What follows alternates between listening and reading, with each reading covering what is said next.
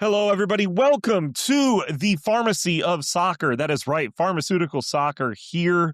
So excited, of course, to talk Nashville soccer with all of my friends and family in Nashville and people that are not in Nashville. But we're still talking about Nashville soccer. Of course, here with Clay Trainum, Valer Shabilla. We are here together. I'm so excited. Gentlemen, how are you? How are life? How are things since last week? We normally have like so much more to talk about because there's been just 2-week matches for the past, 4 weeks. So now we just have one match to talk about. And so I don't know how your weeks have been, what you did over the week. I don't know anything. I had a pretty low key weekend comparatively. Everything is kind of slowed down a bit, but fortunate to have some club seats for the game on Saturday. So enjoyed that. And it's a good time. It's a good time to go sit in the stands and watch Nashville SC play. It was beautiful That's weather. Not always too. the case. So yeah, it's really been the case this year. It's rare that it's nice and Nashville are playing good and the vibes are good. It's like all things aligned. But it was a high key weekend for me. Unlike Clay, just high key. I did a lot. I felt like, but all good stuff. Got to play some soccer, got to watch some soccer, and got to play some virtual soccer. I guess everything I do has to do with soccer. I didn't do anything that's not soccer related. Maybe sleeping. That was the only non-soccer thing I did. I did find out that you're allowed to play volleyball in the 18-yard box if you're playing against Everton. And it's just allowed now. Oh, that's fun. But as I told you on our Discord, just join the 615 Soccer Discord to hear these riveting conversations or read these riveting conversations. It's for the greater good because that means Tottenham might get relegated. And honestly, I think we should all, as a community, work towards that. By the way, speaking of volleyball, shout out to Ball State men's volleyball hosting a regional final. Yeah, chirp. I have a beef with volleyball players currently because they took out way too much space on the Centennial Park when I was trying to play pickup, and we had to make our field smaller. And I have a beef. Blair, you have beef with tall people. That's your problem.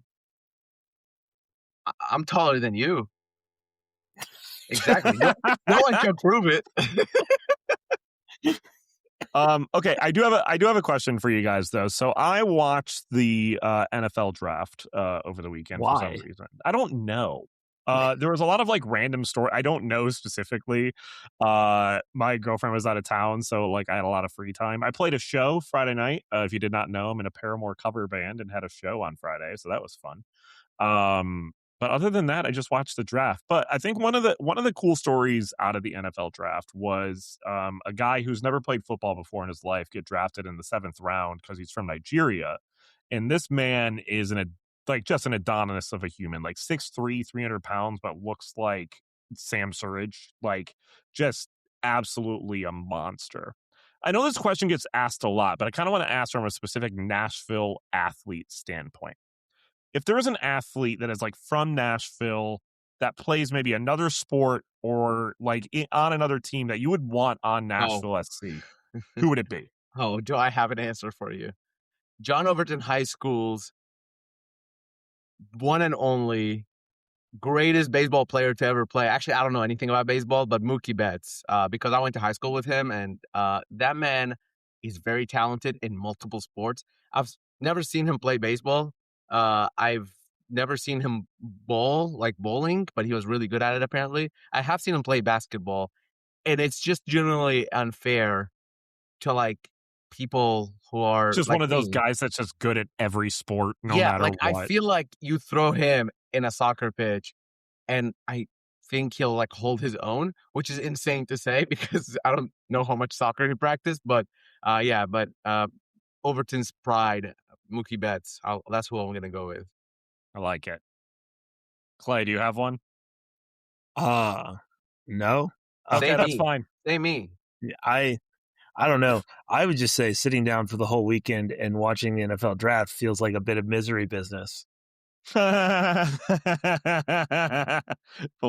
of misery business, Charlotte. That's okay. No, I know this song. You're fine. Yeah, that's singing at karaoke occasionally. Yeah. And Haley Williams and the band Paramore is from where?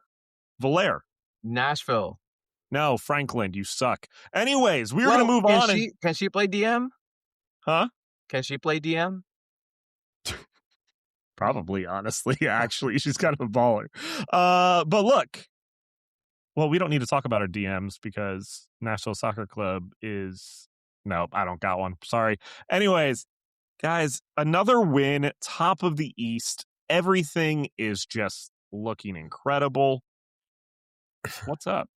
If anything shows you how hard it is to talk about a team that just wins every week routinely, it's the first 5 minutes of this show this week, because we're just like filling air, because there's not really anything totally that interesting. It's just Nashville is continuing to dominate. And I just got out of a press conference with BJ Callahan, and I asked him this very question of like, you guys seem very nonchalant about like these milestones. Like, are you taking a minute to like celebrate these things? Like, are you, because like after Charlotte, like Nashville are top of the East in the semifinal of the Champions Cup, and BJ is just like, yeah, another game. We'll see what we're gonna do against Tigres, blah blah blah. And I'm like, how are you this calm? Because like you're doing things that like not many MLS team, if any, have been able to do. So I think it just shows the mentality and how different it is to be a professional player and professional manager, but also just how quick the team has adapted to this personality and this sort of image of BJ, and they play in his image in a lot of ways. And they all like repeat the things he say when we ask them, because it is truly the mentality in the locker room. And it was just cool to see like somebody being so successful and being like, we know that we have a bigger sort of idea of what this is going to be, and we're not going to be satisfied until we reach that. But honestly, at this point, from what I've seen, even once they reach that, I don't think they're going to be satisfied. They are so hungry, and seeing that is like away from soccer, away from sports. It's just inspiring. Like legit. I'm just like, you guys are going on doing these things that nobody has ever done before. And it's like a Tuesday, it's a normal Tuesday. You're just going on with your day. So props to them for that. And I think Geodis Park and the fans, I'm sure we'll talk about them here in a second, really paid them off with great atmosphere on Saturday. Well, and and that's the weird thing, I think, where there's not a ton to talk about with the team, because we've talked about it in nauseum. The things that, we've talked about our DPs in nauseum. We've talked about the way that they play in nauseum. But even with the kind of winning nonchalant vibes, it's showing throughout the stadium in the city. I believe this was the first sellout in this calendar year, correct, for a match? Yeah, I mean, it's the first sellout in quite a while. It's definitely the first sellout this season. And not all sellouts are created equally. I mean, sometimes it's a sellout and it's not, in terms of butts and seats. And I think that this is the most full that I've seen the supporter section look in 2 years, at least. And I think full I've seen the stadium as a whole in a while. Yeah, there's not very much empty spots in the whole stadium, but the supporter section tends to be where it stands out the most because people clump towards the middle. And so it looked fairly tight the entire way through the supporter section, which we haven't seen in a few years. And what I would say is I think that everyone kind of expected that we would see that this year. You're in that weird spot of the year where people are in transition with their lives and school and all that stuff. And so you're starting to get into the spring, starting to get in the time of year where people have more free Saturdays. And I think that we all kind of expected that Nashville would come along. And once the days got nicer and people had more time with their families, and I think I think Saturday was the first real example of that we've seen this year.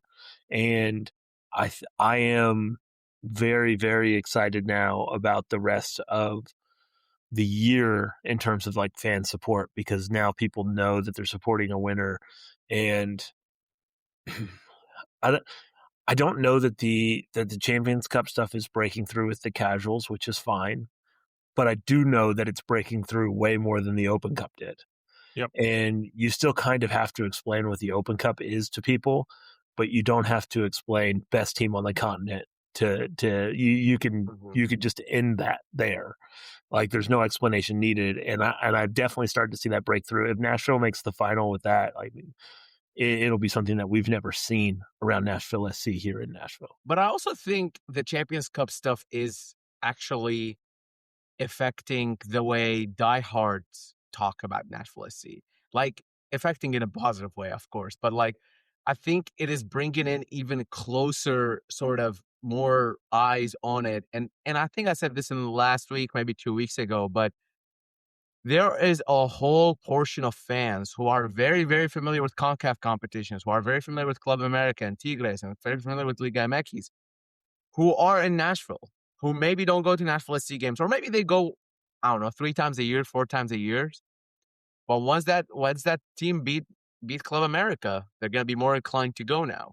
And if this team makes it past Tigres, they're gonna be more inclined to go now. And I think that is a population that we usually think Nashville SC could do better with from a marketing perspective. I think we've talked about it in the past. The team is doing the talking for them on the pitch. And I think it's reaching those fans who have been in Nashville all along, who, yes, care about Nashville SC and maybe follow Nashville SC, but they aren't in the season ticket holder conversation, that maybe this run will turn into season ticket holders. Now, I just don't think we should like scoff at that population because it's a pretty significant population in Nashville. Yeah. Yeah. You don't have anything smart to say, we don't want to we don't want to discount the importance of beating Atletico Ottawa while we're talking about this run. I mean, the population of Ottawa folks in Nashville is also important. Yes, absolutely. I wanted to shout out because I was talking to someone with the club and we were talking about this exact thing, and I had mentioned Miami and Club America and Tigres, and he's very quickly like, "Don't forget Ottawa. We played Ottawa too." Obviously, and we'll talk about like more MLS news in the third segment. But can we also just take a point to acknowledge, speaking of Miami, that they still haven't won at their new stadium yet? That's funny. No, but I think it's I think it's really cool. Just to even we didn't do well in our new stadium the first year, so. I mean, we still won. We still won within 3 matches of being there. But I still think, speaking of it, I think it is cool because, I don't know, this Saturday, there was probably the most conversation surrounding the supporters and the fans and all of that than I've seen all year. And that comes out in numbers. The TIFO was super cool. The noise was really cool. You can hear everything from the broadcast extremely well. From your just perspective, Clay, do you think that's something that could be what do you think Tuesday is going to be like in terms of atmosphere? Do you think that is going to carry over because of Champions Cup and what happened on Saturday? Or do you think still, because it's a midweek, it's going to be interesting to see how many people are actually there? It's not going to be the crowd on a Saturday. It's just not. And that doesn't mean that people aren't as committed to it. You have to sell tickets on a 2-week span. I mean, they struggled to do that when it was Miami. So and everybody knows who Messi is. So that it's not going to be what it was Saturday, but it is a tournament for diehards. It is, depending on how you feel about the League's Cup, it is the most important home match that Nashville SC has ever had. Yep. So I think that this is obviously a bigger deal than League's Cup. I think everybody would say that. And so this is one of the names on the continent, one of the most successful teams over the last 10 years on the continent in this competition. It could not be a bigger deal.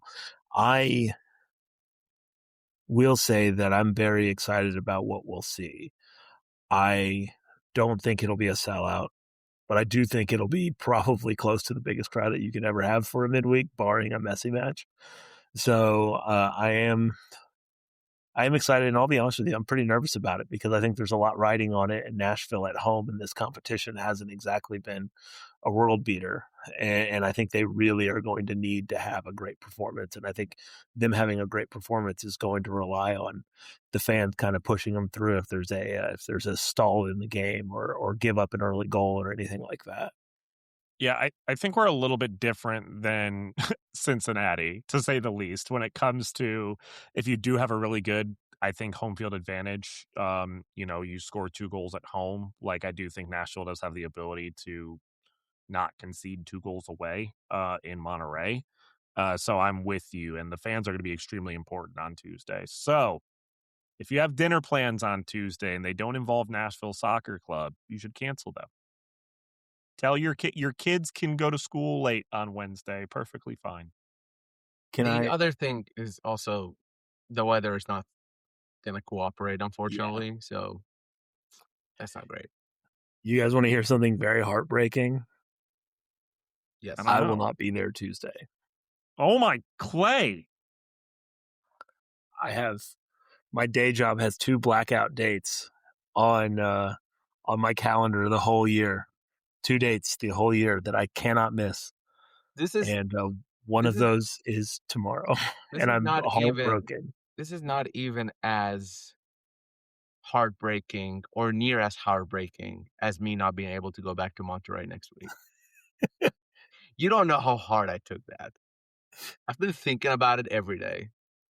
Steven is going to Monterey, and you're not he's doing it. He's doing it out of spite. He didn't even want it to go. I absolutely am doing it out of spite. Heard I can't wait. Go, and he was like, "You know what?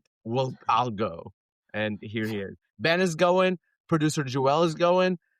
It's just adding salt to the wound.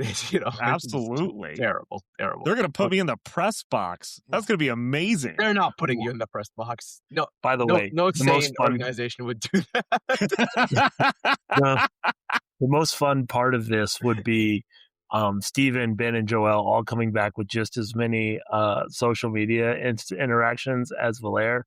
So they come back and find out Valer finds out he's not special. I do, absolutely. So when I wake up on Monday morning, I will be, "Hi, my name is Steven Robinson. Here's my day of getting ready in Monterey." Exactly like Valer did it. First of all, you're going to say stuff like Monterey, and they're going to read right through you.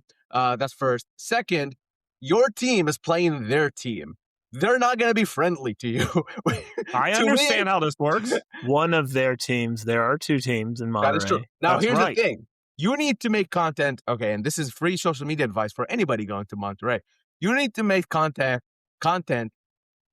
like going to Riado's fans and saying, "Hey, Nashville are playing Tigres.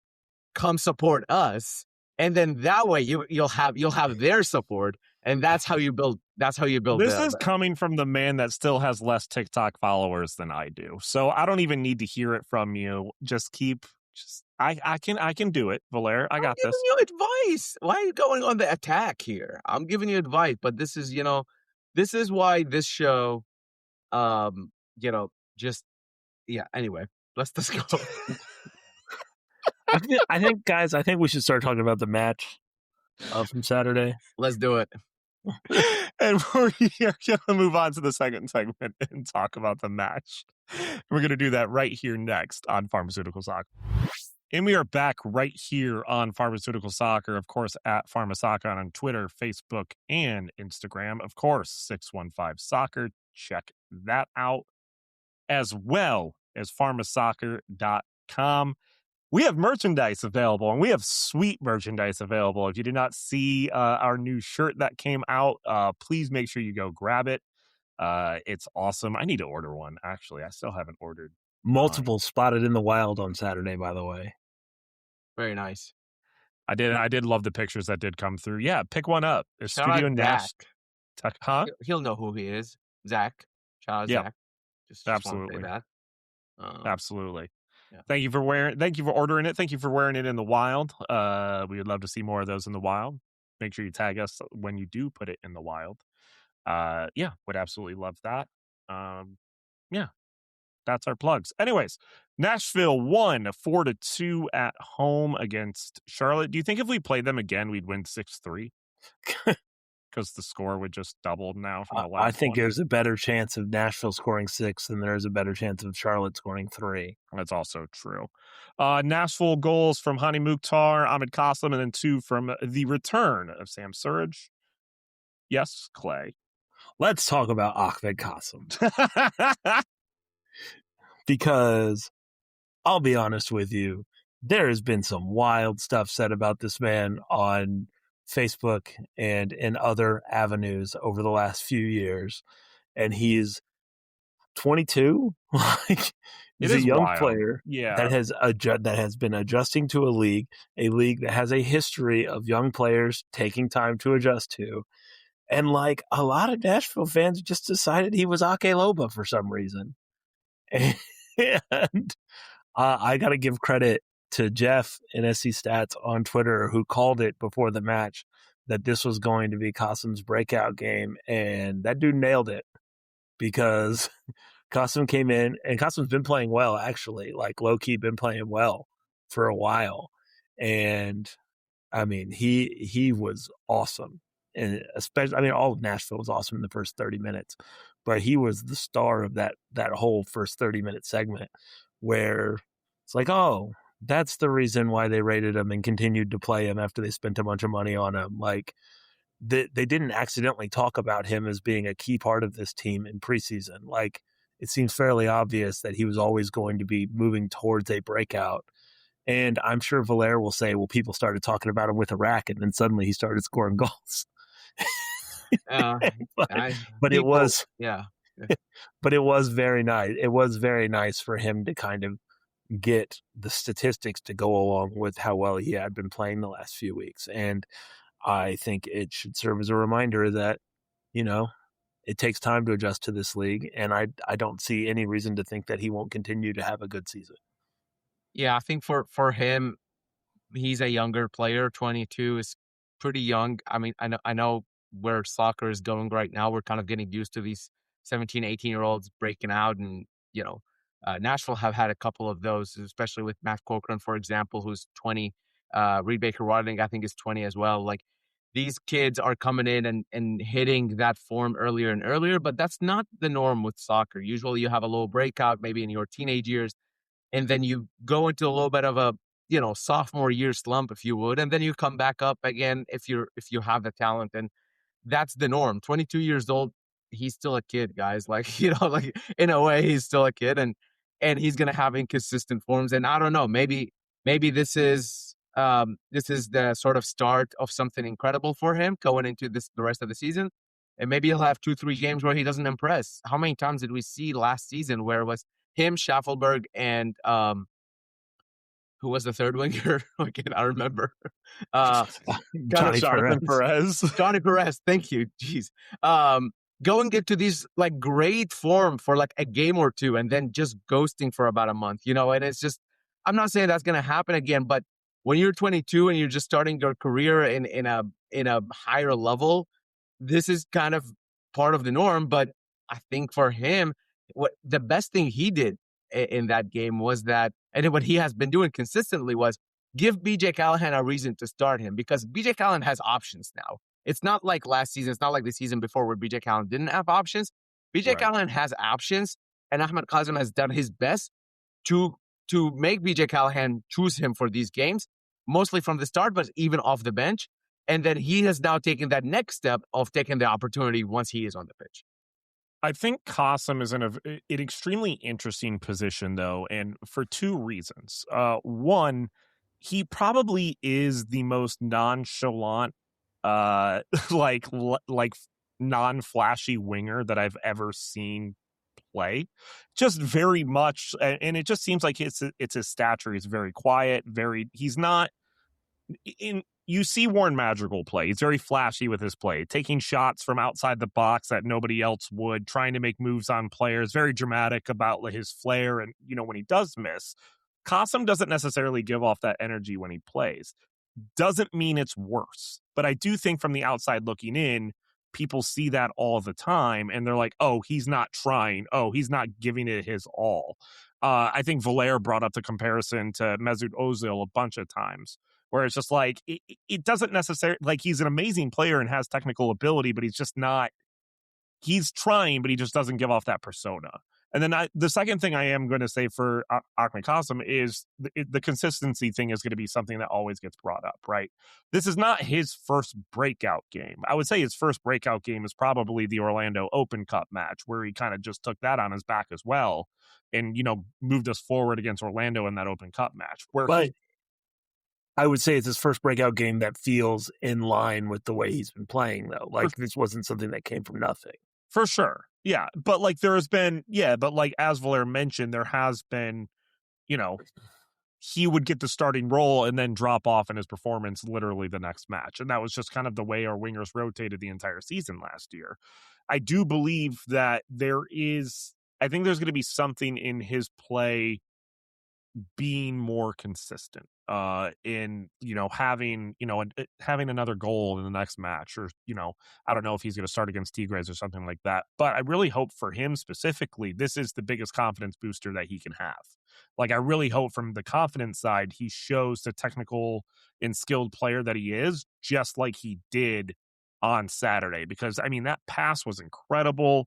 His play with the ball was incredible, in his fluidity as well. There's a lot of times where I've even felt like I've seen him just kind of stick on that left side, not feeling like he has the ability to go into the center or to the right side. I mean, he was all over the place on Saturday. Flair, you muted yourself, and it's really fun to just watch you.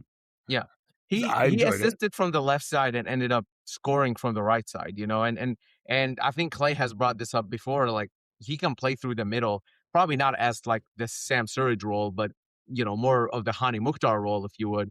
But he's a very versatile player, very very talented.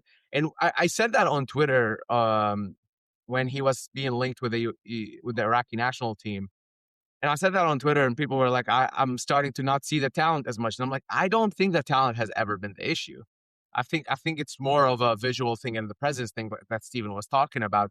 But I do think we should mention that there are reports out there, not just linking him to Iraq, saying that he will be an Iraqi player come the time for the World Cup. And he might be one of 2 or 3 national players who will head to the World Cup if all that paperwork is figured out and he's good with it. I asked him about it, and he didn't want to commit to an answer, but he said he loves the people and wants to pay them back for all the love they've given him, which is as big of a commitment as he can give me, probably. I was going to say that clip, he specifically talks about you being in Monterrey. Yes. Says that he can't say anything yet, but they're working on things.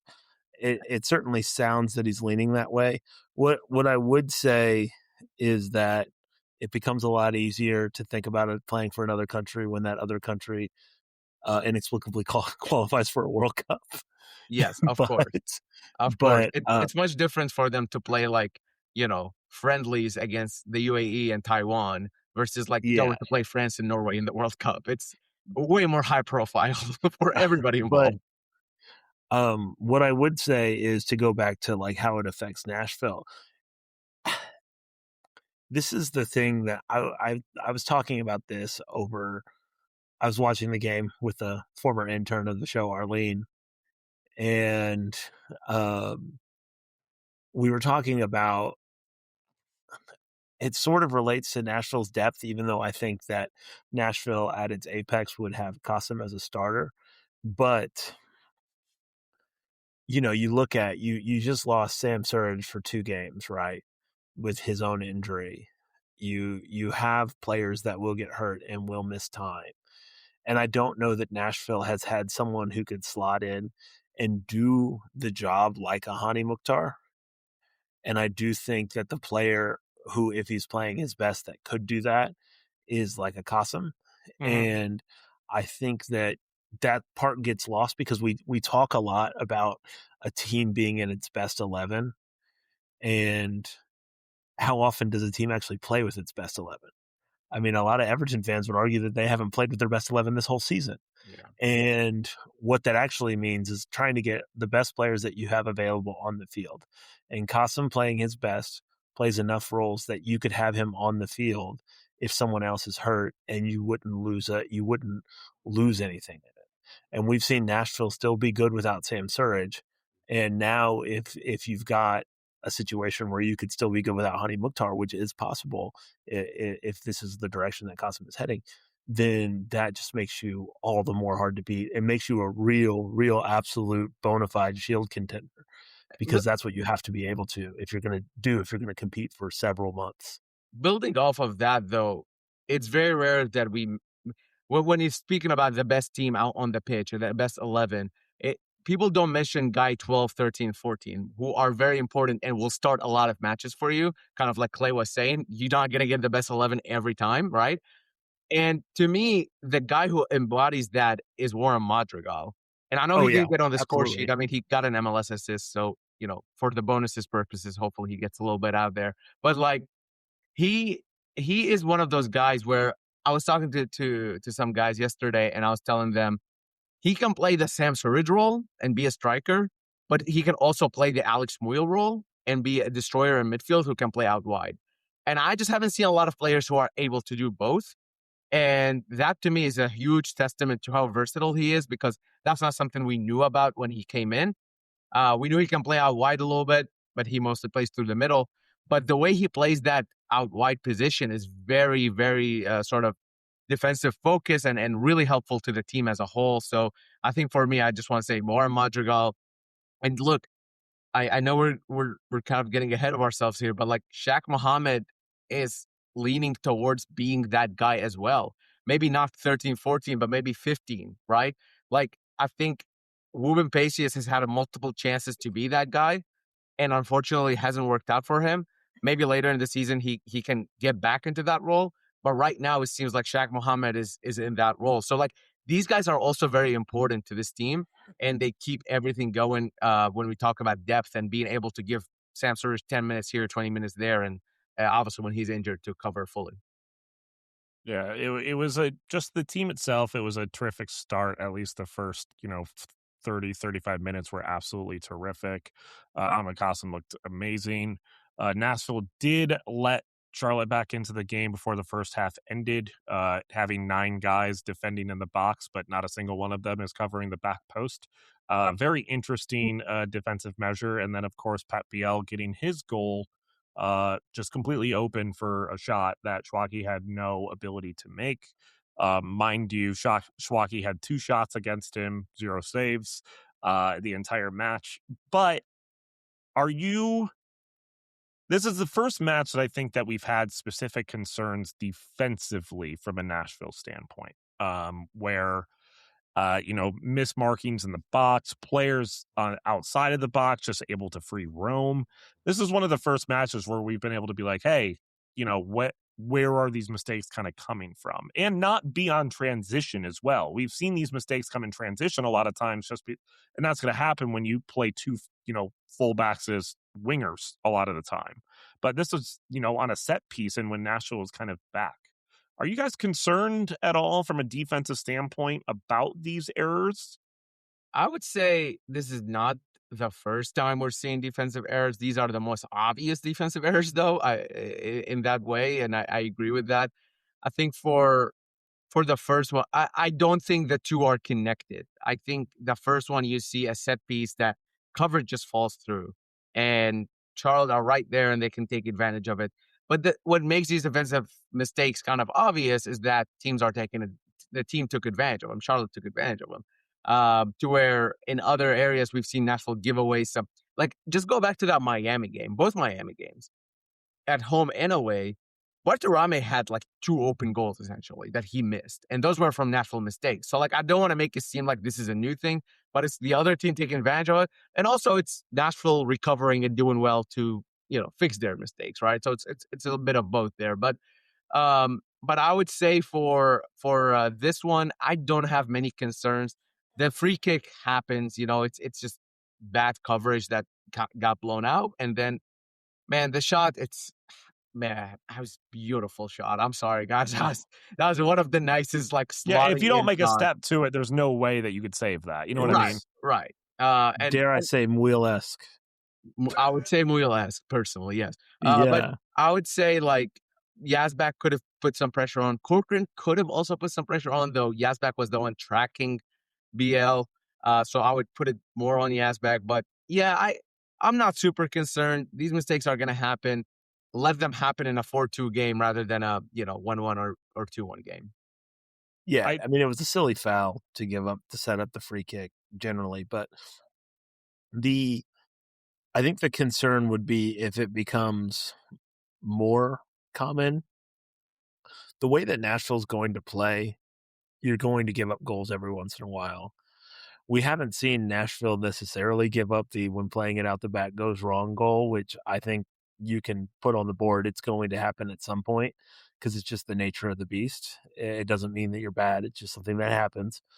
And so I do think that you're just going to leak goals every once in a while. It's actually kind of impressive that this was the first time they'd given up 2 goals in a match this year, considering that and considering some of the chances we have seen teams get, like Bertarame, as Blair was talking about. But generally speaking, Schwalke's been having a pretty good season.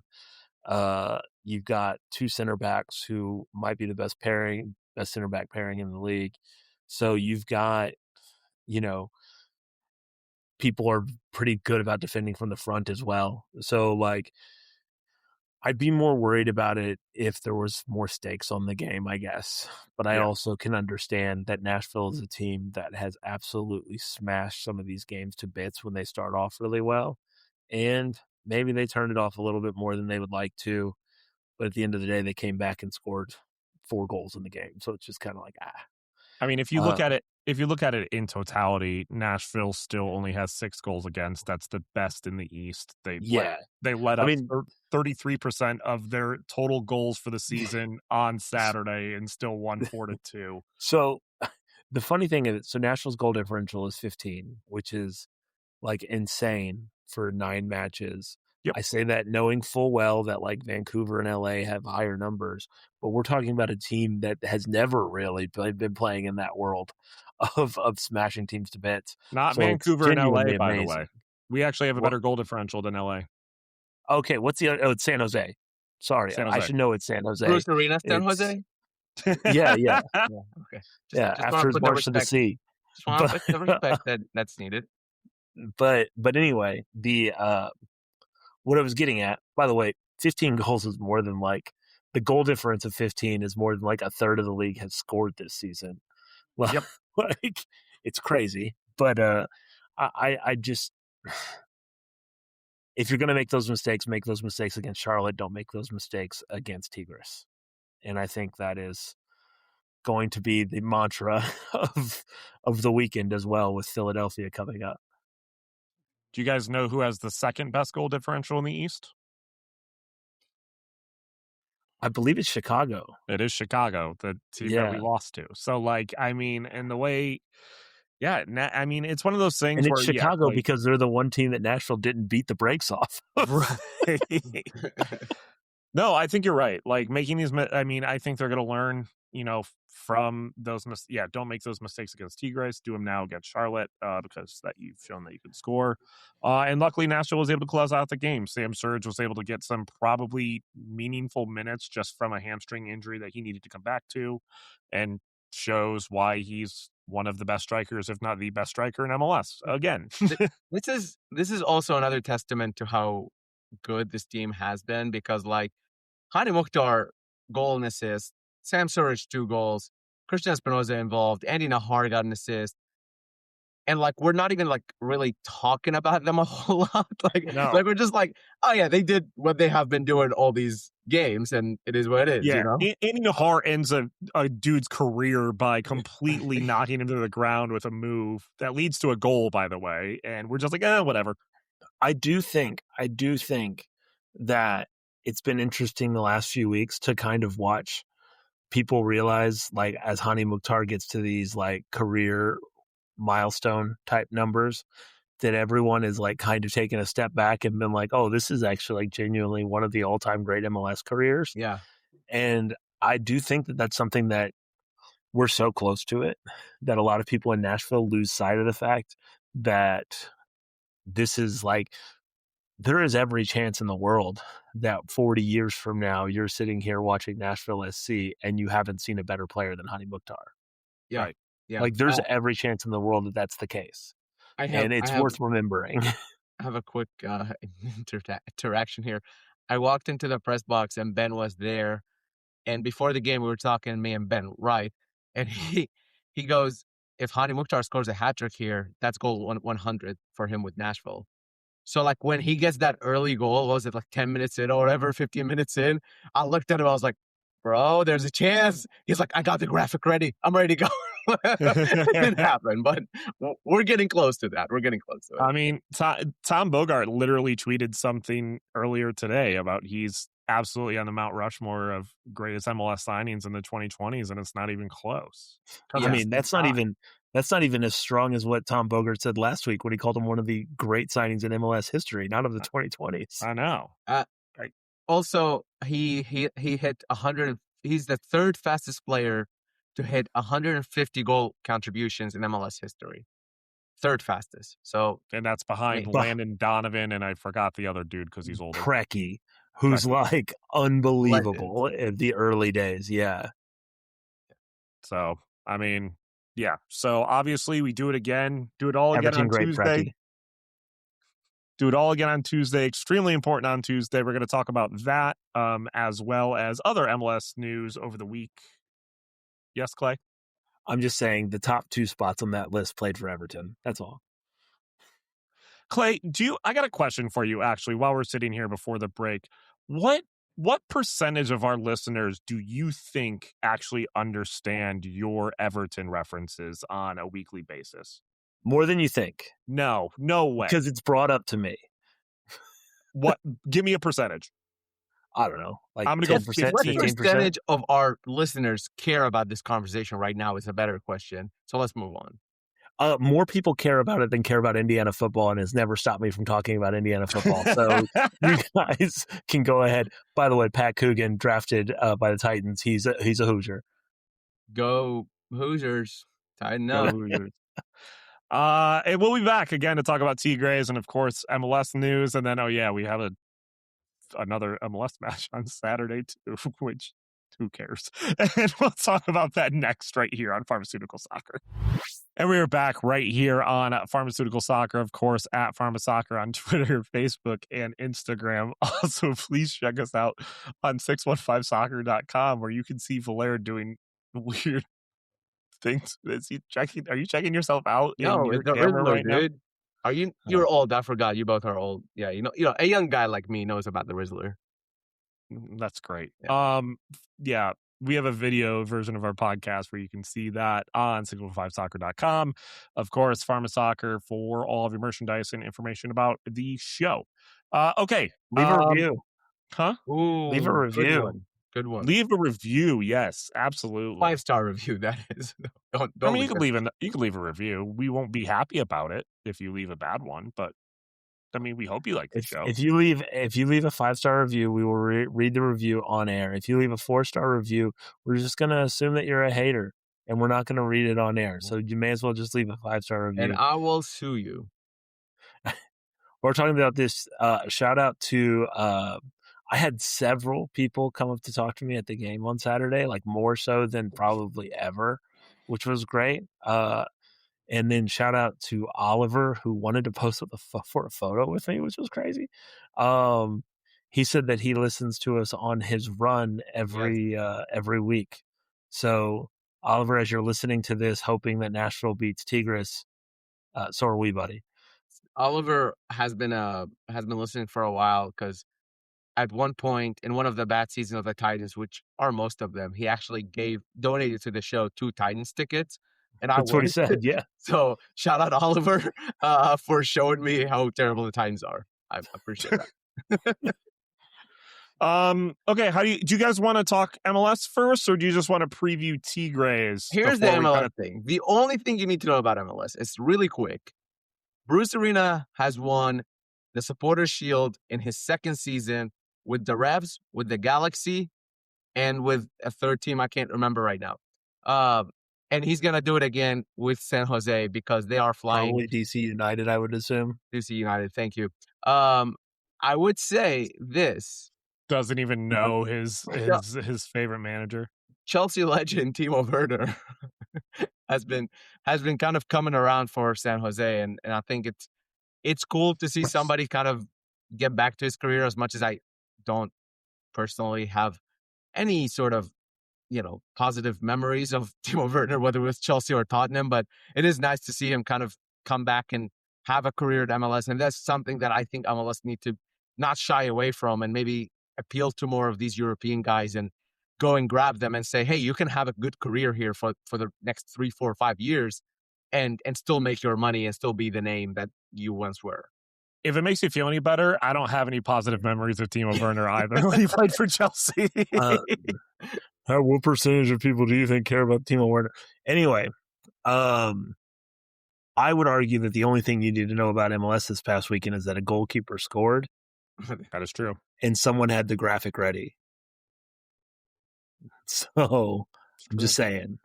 I mean, Wednesday was wild. I mean, I think Nashville would be talked about way more if it wasn't for Vancouver and San Jose just being absolute monsters. I do think that those three, I think LA, Vancouver, and San Jose does open up the door for Nashville SC to kind of have a little bit better shot at a supporters shield. Miami doesn't know how to play defense, so I don't know how much we necessarily have to worry. I mean, they're always going to be a worry. But I think the West this year is what the East was last year, which is very interesting. But yeah, I don't know. And then we play Philly on Saturday. Who cares? Like, Philly's. So going into Tigres, let's I think that's let's talk Tigres. Let's talk Tigres because that's the most important thing here, really. And for Tigres, they come out a 5-1 win over Mazatlan, who played their last game in the first division. Mazatlan, their last game ever. Last game ever as a club. Yeah. Not the world beaters that Tigres defeated, but nonetheless, they're going to come into this game with a little bit more of a cushion. A little bit more of a form. They haven't been the most convincing team in Liga MX or in the Champions Cup this season for Tigres. So it's not like they are, the world beaters. However, I would say this, they have been able to get some good results, especially like against Seattle at home and stuff like that. I would say also, Angel Correa is coming into really nice form. He had 4 assists and a goal in that game against Mazatlan. So the stats, take it or leave it, but he has 8 goals and 6 assists this season in Liga MX. So, Argentine national teamer, Atletico Madrid, you've probably heard the name before. Gignac is still there, which is crazy. I mean, I don't know. Let me look. Hold on. 40 years old. How long has he been there? 40 it's 11 years of age. And he has been there since, 2015. 11 years. Yeah, 11 years. So Andre Pierre Gignac, if you haven't been up on it, which a lot of Nashville fans wouldn't necessarily remember him signing for Tigres back in the day. So he is arguably the best signing that any team has ever made in North America. He'd certainly be in the argument. He has helped Tigres become really one of the most dominant forces in North American soccer. He wasn't signed to be a long-term thing. He signed to play in Copa Libertadores and essentially fell in love and never left. And since he's been there, they've won basically everything they can win. And he has scored 200 some odd goals for Tigres. And the send-off that they did for him against Mazatlan over the weekend is one of the wildest tifo displays I've ever seen in my life. It is unbelievable. It's unbelievable from above. It's even crazier from field level because above you see they have the big flag APG. It covers the whole stadium. And then on the field, you see that he like the background of him and his number with Gracias Gignac is, you could see it from the field. It's genuinely insane. And it wasn't technically his last game because Nashville will be playing there next week. So he's not, what he was for them for a long time, but like this is the last go round with him. And, you got to talk about him. Like he's one of the all-time great players on this continent. Yeah. And I think they just finished their regular season. So their playoffs are also about to start as they are in the semifinal of the CONCACAF Champions Cup. So, they kind of struggled to fight for a playoff position. Eventually it became easy because they were playing Mazatlan, but Gignac, great. But I think the one name that Nashville SC fans should watch out for not just as in on the pitch stuff, but off the pitch shenanigans, is Noel Guzman. And maybe some of you know that name or have heard that name, but for those who haven't, he's going to be a character. He's the goalkeeper for Tigres. He has been the goalkeeper for Tigres for a while. He is 40 years old as well. So just like Gignac, The however, he's the worst starting. haircut I've ever seen. Worst haircut you've ever seen, but also he has the wildest antics during games. The wildest. If you just Google it, YouTube it, whatever, you'll see some videos. There was a Leagues Cup game against Seattle a few years back where he pulled something out of his mouth like a rope or something. He, I, he'll talk to the referees. He'll talk to the other players. He'll do things with his hands and body. Just look him up. He's gonna do some crazy stuff. I guarantee you, it's gonna be either here in Nashville or in Monterey. But he's he's really fun to watch if you don't have a dog in the fight. I don't know if Nashville SC fans will find him fun to watch if he's playing against their team. Well, there's one other player that Nashville fans will actually know, specifically Nashville U.S. men's national team fans would know, because you might remember one player named Diego Lainez, who's very famous in Nashville, as Matt Miazga just decided to tell him how short he specifically was. So Matt Miazga is Clay in this scenario, telling me that I was short earlier. Is that what You it said is? that you were taller than me. I am taller than you. That I'm just saying. Yeah. There's no way for 80% of people listening to this to verify this information. Do you remember where that happened, by the way, the Lanús and Miazga situation? Nissan Stadium? Yes, it did. Yeah. That's why Steven said specifically to Nashville. Yeah. No, that's true. I'm just making sure that people remember, because the meme has been all over the place, and I was just making sure people remember it happened here. Do you think a Nashville player is going to try to do it to him during the game? It would be... I hope it's Eddie Tagsath. Would love that, honestly. But the one thing I would say about Tigres specifically is that I do believe that they are beatable. And I think MLS teams specifically have shown that they are beatable. Like, Cincy was able to win at home 3-0 before completely dropping the ball and losing, 5-1 away. I do think the Sounders actually were the better team in both legs of those, but they just had two unfortunate goals scored against them in the first leg. I think they are an extremely beatable team. It's just going to be how Nashville does handle the adversity. Obviously, you can imagine they're going in with Sam Kerr just absolutely getting the start on Tuesday. They're going in with the strongest lineup possible to try and try to get as many goals as possible before going into Mexico. Environment. I have said this a couple times. Like, I don't think Nashville can pull the 0-0 at home and still do it a third time in a row. I do think they need goals on this one. It's a law of average. Like, you're just not gonna do it 3 times and become successful 3 times. It's very hard at least. And I do think that if that were to happen, Nashville fans shouldn't be defeatists. But because there was a lot of defeatism going on with the Club America match a couple weeks ago after Nashville didn't score in that home game. But I will say that the record of Tigres at El Volcán against MLS opponents is about the same as Club America's, and you're really tempting fate to do that. And so Nashville absolutely needs to be taking advantage. And honestly, I think going into this game, Nashville will be going in having looked better than they did going into those previous games, because they were really rolling this past weekend in a way that they hadn't been this season in the last month or so.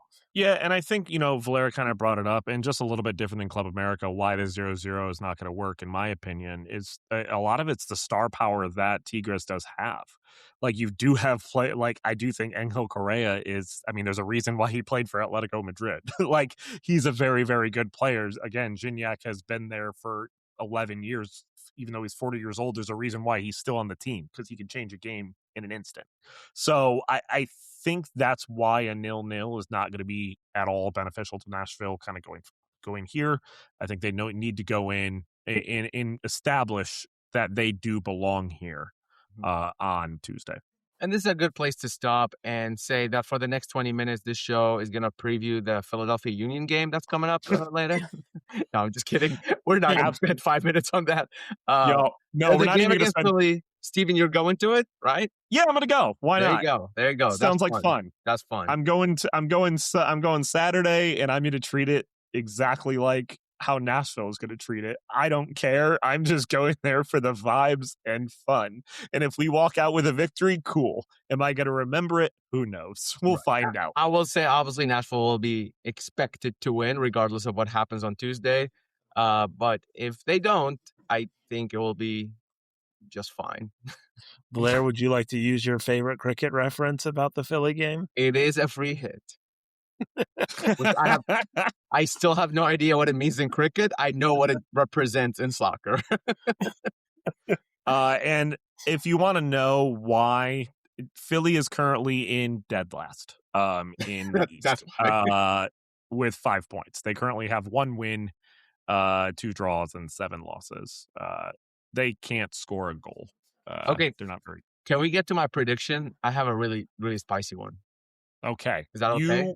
You can start with and we'll do both predictions. We'll both do Tigres and Philly Union. Okay, I got you. First, go follow at Valer Shabilla wherever you have an account. TikTok, Instagram, Twitter, Blue Sky, Threads. What's left? I don't know. Any other app you see me in? Well, okay. But go ahead and give me a follow. I'm doing obviously a lot of Nashville coverage at 615soccer.com, but also a lot of international and national coverage overall as well, in all those platforms. And then my prediction for the Tigres game is going to be 3-0 Nashville. And this is not a joke prediction. I don't know what it is, but I just feel like Nashville has what it takes to take this big step and make a statement in that win. They might not. I don't know. But for me, it's 3-0. It's Sam Surridge on a goal and Hany Mukhtar with a goal. And I will say that Ahmed Qasim will continue his form and score the third there. And I just think Nashville are going to dominate that game way more than anybody expects. And then for the Philly match, I think it's going to be a 1-1 draw with a penalty goal from Sam Surridge. There you go. Clay. You can follow me at Clay Lessel on Instagram and Twitter. If you would like to donate anything to the Nashville Soccer Archive, please reach out to me. The physical archive is located at Vanderbilt University. I actually took the archivist who's working on it to the game on Saturday. So we talked about it a little bit there. So if you have something, or if you're not sure if it'd be interesting for the archive, just reach out and we can talk about it. As for the games, I'm going to go with a 3-1 win over Tigres. I think they're going to get the away goal, and it's going to make us a little anxious for the next week. And then I'm going to go with a scoreless draw at Philly, just to spite Steven. At PH Steven HD, so at PH Steven in high definition on all of my platforms. You can find me there. Make sure to check it out. I'm going to go with a 1-0 win for Nashville against Tigres. And I actually think that's going to be better because I do not want any coasting going into Mexico whatsoever. I want nothing. I don't want that. There should be no we got this because we're up 3 goals. No, we should be absolutely pedal to the metal for both matches. So I'm going to go with a 1-0 win for Nashville. Yes, Clay, go ahead. Just an important thing that we should all keep in mind for this, for Nashville fans. If there's any chance whatsoever of Nashville hosting a final, they got to win both legs. And so, I didn't even know that. That's very interesting. Yeah. Okay. It's a very slim chance anyway. I mean, very slim chance anyway. Gotcha. So there would be a reason to go for it on both ends either way, is what I was getting at. Copy. Thank you very much. And then, we play Philly. Woobens Pacius is going to score a hat trick. So I'm going to go 3-0 for Nashville with a Woobens Pacius hat trick. Bold prediction, Joe Willis gets his first start of the season against Philly. I like that. I like that. I really like that. I'm here for that. I will say this, Steven. That's obviously a ridiculous prediction. Which you one? love a ridiculous prediction. The Woobens Pacius hat trick. Fair enough. I mean, it could happen. But I will give you enough credit on this. We are almost into May, and your prediction of the quadruple feels entirely realistic in comparison to what it felt like when you said it in February. Okay, Steven, I'm going to give you a little addition. If Shaq Muhammad or Ruben Pages gets a hat trick on Saturday, I'll count that as you got it right. How about that? Oh, okay. I'm giving you both. You mean both players? Yeah. Cool, man. Yeah. You want to give me Sam Surge too while we're No, at it? Like, no, you want we're not doing okay. that. No. All right, fine. Thank you guys so much for listening to the show. We truly do appreciate it. We will be back next week to talk about what's I won't be back next week because I will be on a plane to Mexico. I don't know. Maybe I'll join in from Mexico. Who knows? But we'll be back next week to talk about, of course, what happened on Tuesday as well as against Philly and to talk about that next leg of CONCACAF Champions Cup. And we're going to do that next week here on Pharmaceutical Soccer. Thank you so much for listening. Have a great rest of your day.